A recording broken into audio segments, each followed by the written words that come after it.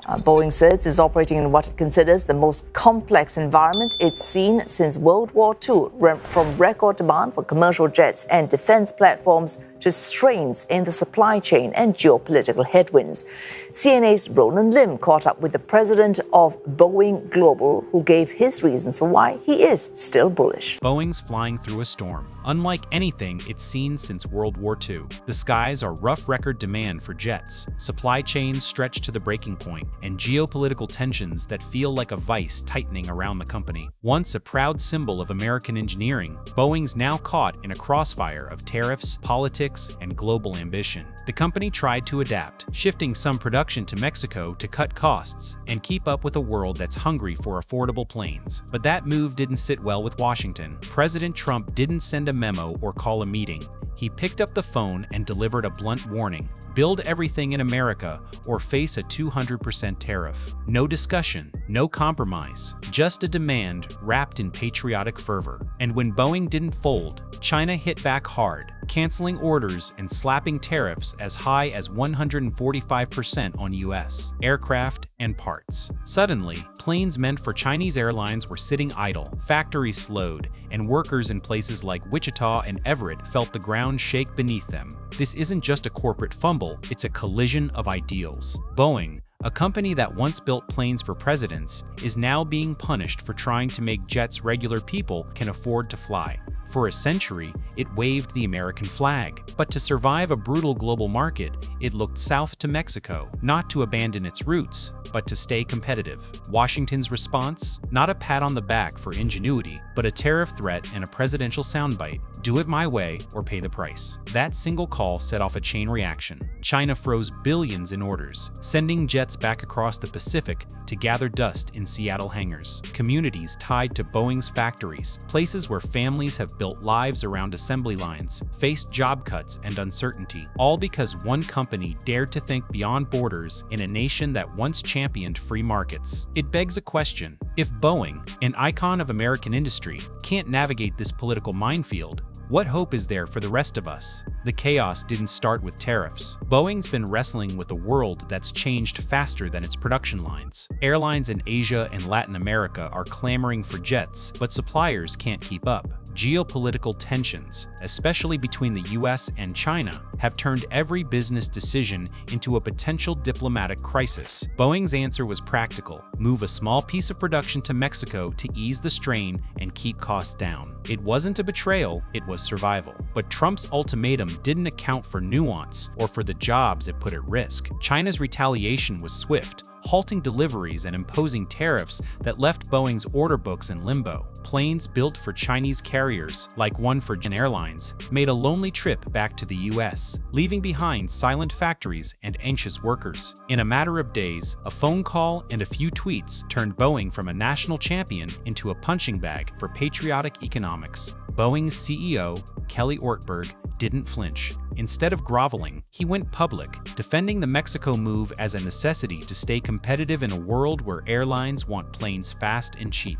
He pointed to the numbers. Boeing's aiming to churn out 38 737 MAX jets a month by mid-2025, pushing toward 42 by year's end. The company's 2025 outlook predicts a staggering 40,600 new aircraft will be needed over the next 2 decades, with Asia leading the charge. This isn't about politics, Ortberg argued. It's about building planes people can fly and airlines can afford. But Washington's not listening. The FAA, still spooked by past safety issues like the Alaska Airlines Bolt incident, is keeping a tight leash, warning that any production increase hinges on flawless quality control. Meanwhile, suppliers like Honeywell are riding the wave, boosting their 2025 forecasts by over 10% thanks to Boeing's ramp-up. But the bigger picture is grim. Tariffs, politics, and a fractured supply chain are threatening to ground Boeing's progress. China's move to freeze orders wasn't just a slap, it was a body blow. Tariffs up to 125% on US aircraft and parts sent shockwaves through the industry. Planes stacked up in warehouses from Everett to Shanghai as orders worth billions stalled. The ripple effects hit hard in places like Wichita, where Boeing workers saw hours cut and local economies teetered. This wasn't wasn't just a trade war, it was a wake-up call. Patriotism, when it comes with a 200% tariff, doesn't just hurt companies. It hurts the people who clock in every day to build those planes. And yet, Boeing didn't beg for mercy. Instead, it pivoted, redirecting deliveries to markets like Southeast Asia, India, and Latin America, where demand is booming and politics take a backseat to price. According to Boeing's own projections, these regions will drive 60% of global aircraft demand through 2444.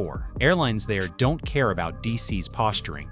They want jets that work, on time and on budget. This pivot wasn't just about saving face. It was a signal to corporate America. Companies like Apple, Ford, and Tesla started murmuring, if Boeing can go global to survive, maybe we can too. Ortberg's defiance offered a roadmap prioritized competitiveness over political loyalty, but the road's not smooth. Airbus, with over 60% of the narrow-body market and planes like the A321XLR, is outpacing Boeing in innovation and delivery. Ryanair, a major Boeing client, has hinted it might delay orders if tariffs jack up prices, a reminder that politics can lose contracts faster than competitors. And looming on the horizon is the next wave of aviation tech. GE, Safran's Rise engine, promising 20% efficiency gains by the 2030s, could give Boeing a lifeline, but only if it can rebuild trust and keep innovating. For now, Boeing's betting on speed, global reach, and a stubborn refusal to let politics dictate its future. The numbers tell a story of survival, not triumph. In Q1 2025, Boeing delivered 130 planes, up from 83 the year before, pushing revenue to $19.5 billion, an 18% jump. But free cash flow is still bleeding, down $2.3 billion. Losses narrowed to $31 million, a far cry from last year's $56 million. But it's not a victory lap, it's a limp forward. The commercial division lost $537 million, despite a 75% revenue surge to $8.5 billion. Boeing's backlog, over 5,600 planes, worth up to $545 billion, is its lifeline. But tariffs are costing an estimated $500 million a year. The company's pushing to hit 580 deliveries in 2025, up from 3048 last year, with plans to ramp 737 MAX production to 42 jets a month by year's end and 47 in 2026. But customers like Ryanair are wavering, warning that tariff-driven price hikes could send them to Airbus or even Comac. Boeing's fighting to hold ground, but the clock's ticking.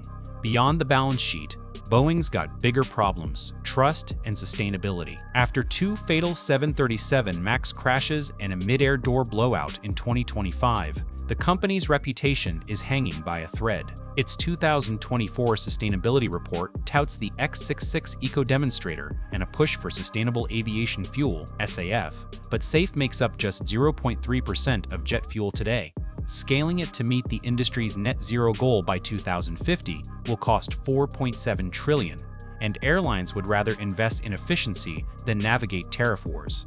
Boeing's trying to sell a green future, but critics aren't buying it. Not when political stances spark economic chaos. The company sold its digital portfolio, including Jeppesen, for $10.55 billion to pay down debt, a smart move that buys time but doesn't fix the deeper wounds. This is bigger than Boeing. It's about what happens when patriotism becomes a weapon. Global air travel is set to soar past 2019 levels in 2025, with demand growing 3.6% annually through 2044. That's 40,600 new planes, and airlines want them affordable, not wrapped in red, white, and blue rhetoric. The International Air Transport Association says hitting net zero by 2050 will cost $4.7 trillion, money better spent on green tech than political grandstanding. Airbus is widening its lead, Comac's eyeing new markets, and customers like Ryanair are ready to jump ship if prices climb. Boeing's not just fighting competitors, it's fighting a system where loyalty comes with a price tag. If Buy American means higher costs, delayed planes, and lost contracts, who's really paying? The workers? The communities? The passengers stuck with pricier tickets? Boeing's story isn't just about one company, it's about America's place in a global world. The company delivered 130 planes in Q1, boosted revenue 18%, and trimmed losses. but it's still $2.3 billion in the red on cash flow. That's progress, not a parade. SAF stuck at 0.3% of fuel use, and the $4.7 trillion needed for net zero feels like a pipe dream when politics keep grounding progress. Boeing's pivot to global markets, its push for 580 deliveries in 2025, and its eco-promises are steps forward, but they're fragile.